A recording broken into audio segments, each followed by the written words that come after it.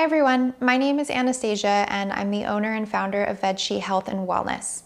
Today we're going to be talking about acid reflux and heartburn and sphincters. So in case you're not sure what I'm talking about or how those things connect to one another, I'm going to break it down for you. So your body has two sphincters, and I know which one you're already thinking of. The one we're going to be talking about today is actually at the base of your esophagus, where your esophagus meets your stomach. So, oftentimes people think when they have acid reflux or heartburn, it's because they have too much acid in their stomach, when a lot of times it's actually because you don't have enough. And so when doctors prescribe like antacids and things like that, they're actually, in some cases, making the problem worse. So if you already don't have enough stomach acid and then you're adding something that's going to decrease your stomach acid further, it can exacerbate the problem. So what does this have to do with the sphincter attached to your stomach? So that sphincter relaxes or opens when it's exposed to certain types of foods, especially fats and healthy fats. And what happens is when it relaxes and it opens, it allows your stomach acid, which is incredibly strong stuff, to come up into your esophagus, leading to heartburn and acid reflux.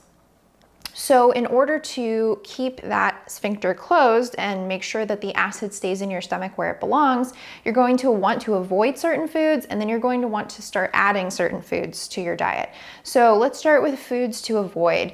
Anything that is high in saturated fat, dairy for sure is going to have an effect on your acid reflux. Anything that is fried, meat will also have this effect on your acid reflux, and let's see what else.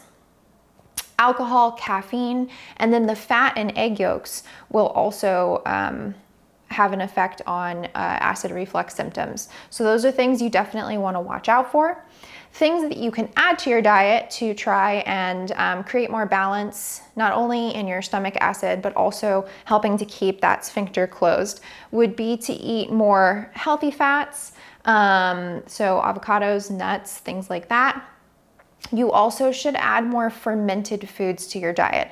And I'm not saying that you go crazy with this, because fermented foods sometimes do have a lot of salt or sodium, and you do want to watch out for that. But I do encourage that you start incorporating something fermented every day. So I'm a big fan of kimchi and sauerkraut. I think those are really good options. Another option is to just add a tablespoon of apple cider vinegar to a glass of water and have that each day. And you really don't need a lot. Really, a tablespoon is enough. And then another thing that will also help with that is ginger. I like to drink ginger tea, and more fruits and veggies, so high fiber foods and minimally processed foods. So as much as possible, you want your diet to include more whole food, plant-based options. So that's what I have for you today about heartburn, acid reflux, and sphincters. And I'd love to hear more about your experience with all of these topics. So be sure to drop a comment below. And if you haven't already, subscribe to my channel. Thanks so much, everybody.